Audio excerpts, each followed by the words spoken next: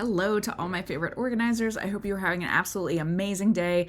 The podcast universe is huge, and I was talking to some friends of mine that I was having brunch with, and I was talking about all the very specific podcasts that are out there. But I'm always so glad when I find a podcast that I connect with, especially on the business front, that I totally connect with, and I'm like in the car saying, yes, yes, yes, this is totally it.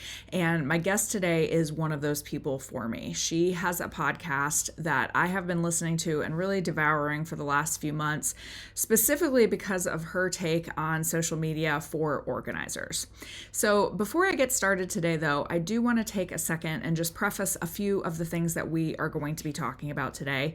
So since I became a business coach for organizers a few years ago, what I have realized is that social media has become an outsized topic of conversation as to how we grow our businesses.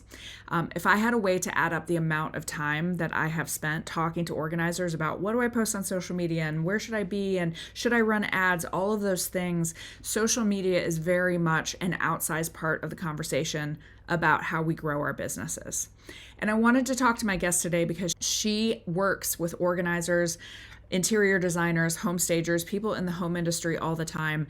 And she and I really align on our views of what social media is and what social media isn't for organizers. So I really wanted to bring this conversation to you.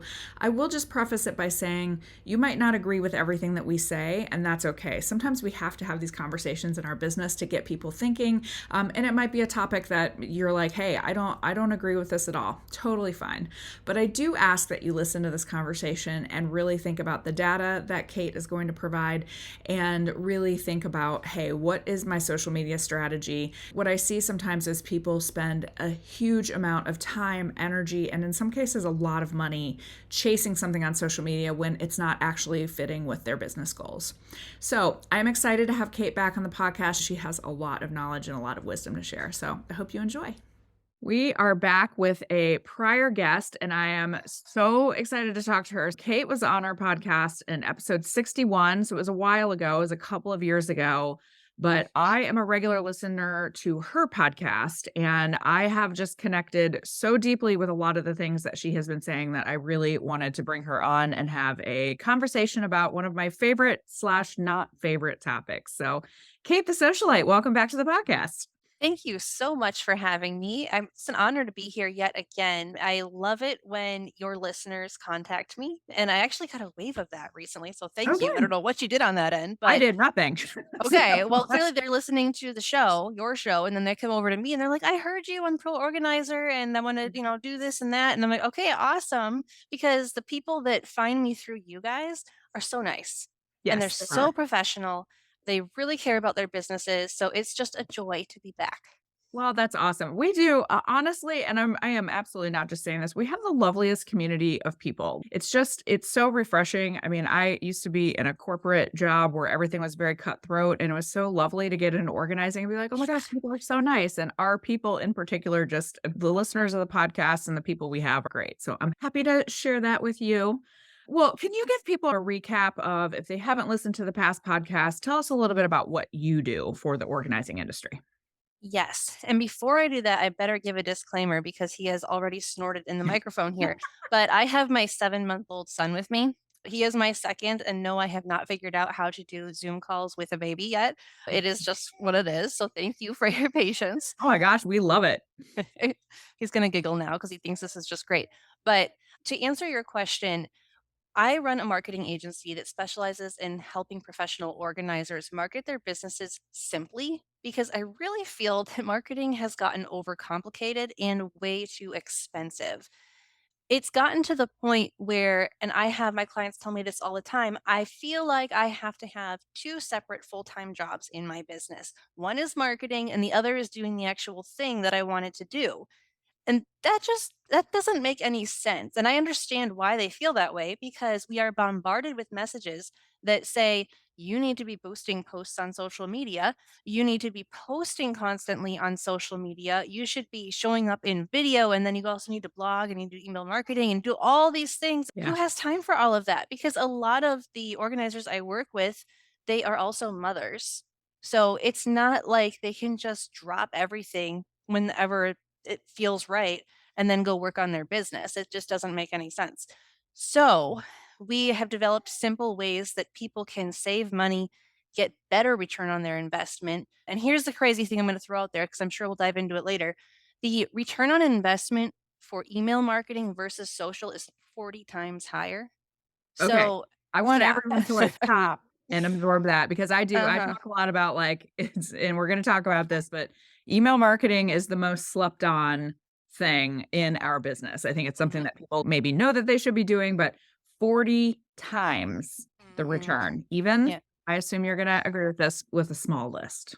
even with a small list. And we have a lot of people who come to us and say, "Well, I only have like 20 people on my list or 60 people." Totally fine. Yeah. Because those people will either refer you to someone else by forwarding your newsletter, and then that third party ends up hiring you. We see that happen a lot more than I thought we would. Kind of surprising. But that's just because the word of mouth referral method is not dead. And No. that's why email marketing is not dead. That's why it's worked for decades and will continue to work. Well, one of the things so I wanna talk a little bit about one of the reasons that I really wanted you on the show today is because, like I said at the beginning, I have really connected with a lot of your podcasts that you have done about social media, Mhm. and I really, really wanna delve into your thoughts on social media as it relates to organizers in general. So, I'll let you talk, and then I'm gonna ask you some questions because I have a lot. Yes. So I want to start with, why doesn't it work? Yeah. You're posting on social media. Let's go to the extreme. Let's say that you are taking beautiful photos of your completed projects and you're showing up, you're showing your face, but you're not getting new clients. Why? Well, professional organizing is considered a custom service. It is also considered a luxury to a point.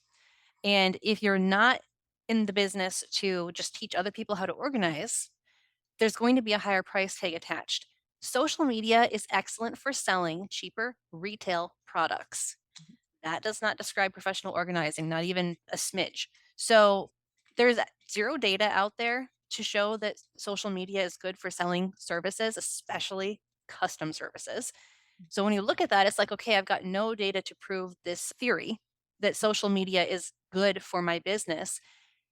And the funny thing is, the only reason business owners are told to use social media to market their businesses is because those social media platforms want to make ad revenue off the things that they want you to boost. So if you really think about it, who is winning here? Well, the social media platform, Yep. because you talk to anybody who has run a Facebook or Instagram ad for a service based business, ask them what the return on investment was. They will tell you either we got no clicks, we got no leads, or we got leads and they did not convert, or they sort of converted, but they were not good fits. So it really was a frustrating situation. The the big thing to remember here is if there's no data to back up what you're doing, maybe let's not do it Yeah. because it does cost money, or it just costs you a lot of your time, or you have to hire someone to do your social media for you. But I really just go back to the numbers, the data. And if it's not there, then I say, all right, that's why I actually took all our social media management services off the table in my Right, and agency. I wanna push on that a little bit because you used to offer social media services as a part of Mhm. your marketing Yep. platform, Yep. and you made a decision that you were not going to do that for people anymore, Yes. and Yes. I and it's because you believe because you listened to the data, you looked at the data, and you do not believe that it's something that people should be spending their money on, is that fair? That is fair. Yes, because people would spend hundreds of dollars a month with us and we create the content, we would do our due diligence. And I'm like, yeah, there's nothing happening here. No. Sure, you might be getting more followers or likes. That doesn't equal money in your bank account. So Right. I started to feel kind of bad. Like, Yeah, it's just not working. It yeah, doesn't work. And then when I started to investigate why it wasn't working, I was like, all right, well, it would be foolish for me as an ethical business owner to try to convince all these people in the home industry that they should hire us for social media when I know it just doesn't work. right. Well, and a couple things too. Facebook ads. Jen, the founder of our Inspired Organizer program and the founder of Pro Organizer Studio, had a lot of success with Facebook ads. Mhm. back in the day. Yep. Yeah, Okay, so much so has changed. yeah, and that's the biggest thing is so much has changed. And the algorithms change all the time. The actual platforms change all the time. Mhm. Constantly are facing a moving target. And then what happens is, and we've all known it, like you get good at still photos because Instagram wanted curated, beautiful photos. Then they're Mhm. like, JK, we want reels. Okay, we want minute long reels. JK, we want 3 second reels. JK, we want 10-second reel. You are Yeah. constantly changing your target. And it's impossible to keep up with that unless it is your full time job. Yeah, and we really get caught in the middle of a battle between tech giants because Instagram, owned by Meta that also owns Facebook, is in direct competition. They're in a battle with TikTok. Yes, absolutely. So, it's like, okay, you can pour your heart and soul into all this content, but as soon as Instagram looks over at TikTok like, "Oh, you're doing that now? Never We're mind, doing it guys, too. change plans." And it's like it just wipes clean everything that you just built. Yes. And it's not worth it. I would rather have people focus on marketing that has, like, proven Right. ROI behind it, and for me, that's email marketing and blogging. Those 2 should be used in tandem.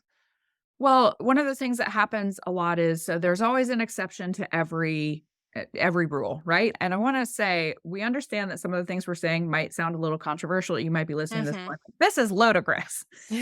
But we also want to be honest about we wouldn't be doing our jobs. Neither Mhm. of us would be doing our jobs if we weren't really honest with you about what is going to move the needle. And so Mhm. there are absolutely organizers who have wildly successful Instagram accounts Mhm. that do generate business. They do get clients from those Instagram feeds. But the amount of work they have done to put into those Instagram feeds Mhm. and the amount of time that they work on it or the amount of money that they spend on it might not be right for your specific business. And that's where Yes. I see people on the hamster wheel of, well, they're looking at these people over there and comparing themselves to that. They're doing a completely different thing. They also might be selling a different service. They might not be selling Mhm. in-home organizing in a local geography. They might be Mhm. selling DIY plans or Amazon links to products, or you don't know what their marketing strategy is for that. Yes, that is such a good point. I'm glad you brought it up because you have to look at more than just their follower count. And you also can't assume they're getting projects or clients. Correct. Social media has a way of making everyone look successful if they just post the right things. So let's just say an organizer listening is like, well, I do know this organizer personally, and she has told me that she gets great leads and great clients every month from what she's posting. Okay. And yes, look at the services she's offering. Does she have tiered packages? Are they virtual services? Because obviously, if you're going virtual instead of local, then you're going to have a lot bigger market. But you've got to look at the whole thing. The amount of time that people spend trying to become Instagram famous, I mean, it's a lot. A Most of the lot. organizers I talk with don't want to do that because they can't stand posting regular photos anyway. Not that I blame them. And to also put it in perspective, I practice what I preach. I post on social media maybe once a week, and I Yep. am a completely online business. Yes. Now, I get most of my leads and clients from my podcast because that's content marketing. Yep. So that's why I tell all my organizers, you got to do content marketing because Mhm. it does work. Yes, it takes time to build. Yes, it takes effort. And you can outsource some of it or all of it or learn to do it yourself, but it does pay off if you're consistent. Yes. And we're not here to say, everything is all bad or everything is all good. No. Obviously, there are shades of gray in the middle, but my main goal is I wanted to talk to you to give people permission essentially to say, I have so many organizers that say, I hate social media. I don't Mhm. know what to post. I don't know how to do it. I'm not tech savvy, any of these things. And I'm like, but you don't have to do it. But they all go, well, yeah, I do. No, actually, you don't. Or Yeah. you can create an Instagram account that gives you what I call proof of life, and it Mhm. gives a client somewhere to go if they wanna check out your vibe, as the kids would say, but Yep. you don't have to be on the hamster wheel all the time if in-home local clients are what you are looking for. Yes, and I like the idea of just having a proof of life account because your past clients might go follow you there. But the Totally. people who follow you there out of the blue who have never worked with you, it doesn't mean they're going to hire you. They might just like what you're posting. And that's the difference between finding the community you already have on social media versus building a community from scratch on social. You might build the community, but will they pay you? And that is the big Right. question because we are not in business to be charity. I wanna touch on something else too, because this is something that I see a lot, and I would like to just before I say it, I would like to say I love my community of organizers. I love connecting with other organizers, but what I see in my own personal organizing business's social media is most of my likes or comments are other organizers, Mm-hmm. or they are, personal friends of mine. And by the way, personal friends and family, that is amazing, and that can drive referrals. Mm-hmm. But in terms of engagement on my social, it's an echo chamber. I call it an echo Mm-hmm. chamber. Yes. It's Yep. not That's accurate. reaching people. So we have a lot of organizers that we're all liking and commenting on each other's things. Mm-hmm. That is not necessarily it's not driving business with Mm-hmm. actual clients. Right. But it is remaining true to social media because the very name is social. Yeah, So right. it's a great way to be social with colleagues. But the same thing you just described happens with interior designers as well. Yeah. And they also kind of enhance that effect because they will create these follower groups and they'll be like, okay, I'm going to post something. Now you all come comment on it. And then when you post something, we'll all come comment on it. And unfortunately, all that does is teach the algorithm that all these interior designers or all these organizers really like each other's content. It doesn't Correct. actually share it out to other people, it just puts them in a tight knit circle in the algorithm. So you can't trick it. It really is just for being social. And if we kind of keep that in mind, and we get away from, "Oh, I need this to get business," and Yes. instead look at it as I need this to be social. It Yep. takes all the pressure off and it will help organizers stop feeling like they are failing because I'm sorry, he's gonna Yep. yell. Nothing to say about. It will help organizers stop feeling like they're failing because feeling like a failure in one area of your business does like spill over into other areas and it's not good. And all the other things, comparisonitis, FOMO, all of the things that it creates in people, like you said, you Mhm. don't know when you look at someone's feed, you don't know what the actual background is. You don't know Mhm. how many projects they actually did last month. You don't know any of that. Mhm. And it creates this idea in us like, oh, other people are doing all these things. Why am I not doing them? And Mhm. so I like what you said about look at it as what it is. It is social. So if you want to use it to connect with other people, friends and family is great, by the way. Build a community of organizers because it is lovely to have those people to support you and lift you up. But Mhm. if you take that pressure off of yourself, that if I don't have the perfect reel, my business is going to implode. I, Yes. it's critical. Oh, the stress that that brings is just insane. So, I'm just gonna be super transparent here. I don't know if I've ever even shared this before. Oh, I'm excited. Ah, okay, here we go. Just seems like it would help some people. You know how a lot of people get focused on how many likes they have or how many followers they have?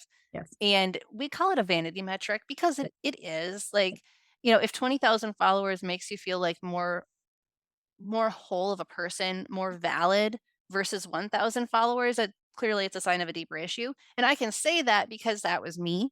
And it Mhm. was me to the point where in the early days of my business, and I've been in business for almost 9 years. So this was back in the beginning, I bought followers. Mhm. I totally did because I was like, I feel so illegitimate. I feel like a fraud. Nobody is going to take me seriously if they see I've got 200 followers. So I bought 2,000 of them. Yep. And because I didn't pay for a maintenance plan, they all just gradually went away, and Sure. that's fine. Like, I don't need it, and now I know that. But I fell prey to the same mindset trap that a lot of people are currently in. So, if you've bought followers, just know that, like, it actually doesn't make you feel better, it makes you feel even more like a fraud because now it is fraudulent. Right. I know that because 'cause I've been there. Right. But having a certain number of likes or fans is not going to make your business more or less credible. It's not going to make you more or less successful. What will make you successful is paying attention to the client that you have right in front of you, serving them well, and then getting them to refer you because word of mouth referral is a sign that your business is healthy. If Yep. you're serving people and they're not referring friends or family to you, that's a bad sign. But with most organizers, their biggest source of clients is word of mouth referral. That's amazing. That's not something to be ashamed of. But when I talk to organizers, a lot of them will just kind of whisper it on the phone, like, well, I get most of my clients from referrals. Like, that's Yeah, it. I'm like, "That's great. You that's have no great. idea how great that is." So, it goes back to the confidence. It really does. Well, and I think especially if you're a newer organizer, by the way, it doesn't matter if you're new. We all fall in the trap. Like, Yes, we all it's do. easy. These apps are designed to be addictive and they're Mhm. designed to trick our brains. I have fallen prey to it as well in terms of like, oh my gosh, well, I just lost a few followers or whatever. It does trick your brain a lot. Mhm. But I do think that if you can listen to this and realize I don't have to do any of these things. Yeah. There are other things that are more valuable to my business. And it is about Mhm. what are your goals for your business. So if Yeah. the goals for your business are, you know what, my dream is to build a course and I only want to do virtual DIY, social Mhm. media might be more important part of your marketing plan. Yep, But absolutely. if you are sitting here and going, I just want to go into people's homes and make them happy and I really do not want to have to dance on camera or whatever. You do not have to do that. Period, the Yep. end. You can just Mhm. be on social media, be relatable. It does not have to be this beautiful, perfectly curated thing. Let yourself go from some of that perfectionism. Mhm. Yep. Yep. It's funny that you're like, "Oh, and dancing on camera." It's like, this is what our society's been reduced to. Yeah, I know. Professionals are now dancing on camera because they feel forced. Right. Like, And that's it's the thing. If it's genuine, yeah. go for it. And I have Yeah, seen people sure. where it is delightfully genuine and you can tell Mhm. they're having a great time. I love it. Do it. Yeah. Yeah.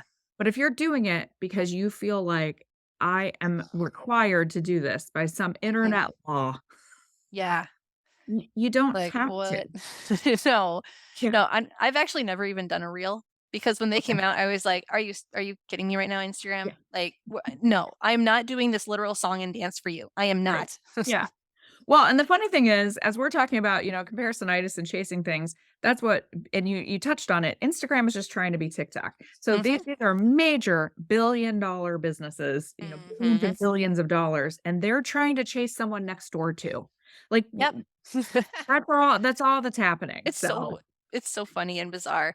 And here in the US, TikTok will likely be banned in the yes. coming year for all sorts of reasons that I won't get into here.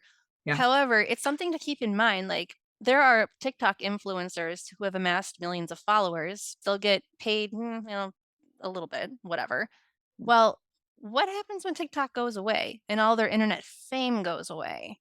And all Yeah. their opportunities go away. I mean, you got to be careful what you're building your house on because if the foundation can be ripped out from under you like a tablecloth, like, Well, the other thing too is and I did take TikTok off my phone because it was distracting. I was a TikTok connoisseur of I was I was not a content creator. I was just mhm. these videos are very entertaining to me. They Um, are, and that's all part of it, you yes, know. it is genuinely entertaining, but you are right. There's a lot of things in the news right now about college campuses that are banning it or certain Mhm. workplaces that are banning it. And so you're exactly right, is that rug could be pulled out from under you very, Mhm. very easily.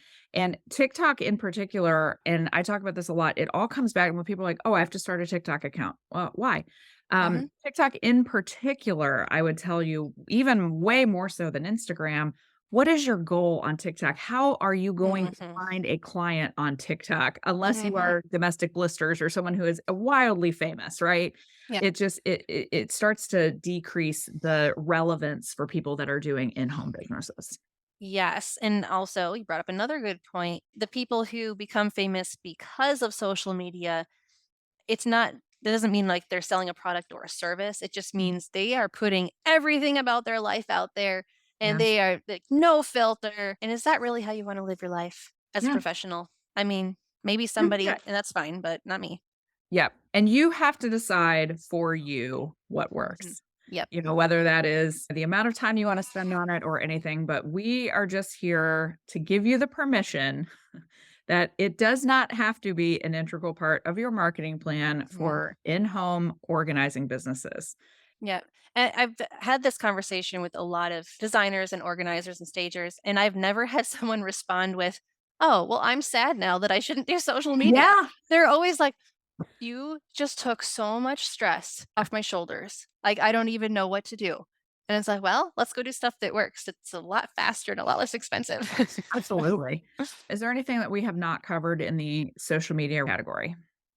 No, I think Okay. we've really covered it. I mean, obviously, I get fired up about this Me too.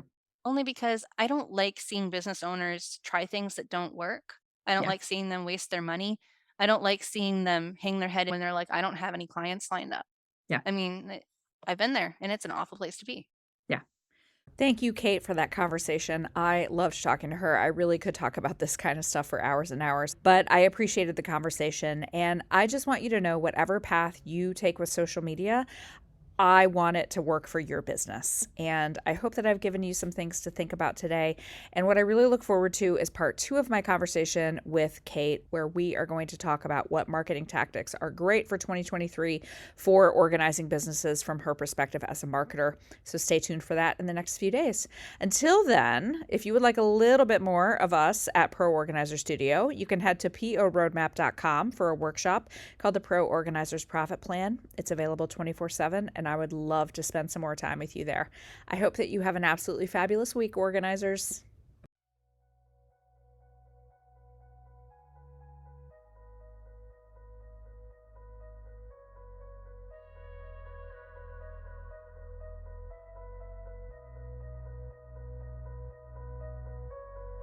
Thank you so much for listening in to the Pro Organizer Studio podcast. If you'd like to get our roadmap for success as a pro organizer, head straight to www.poroadmap.com.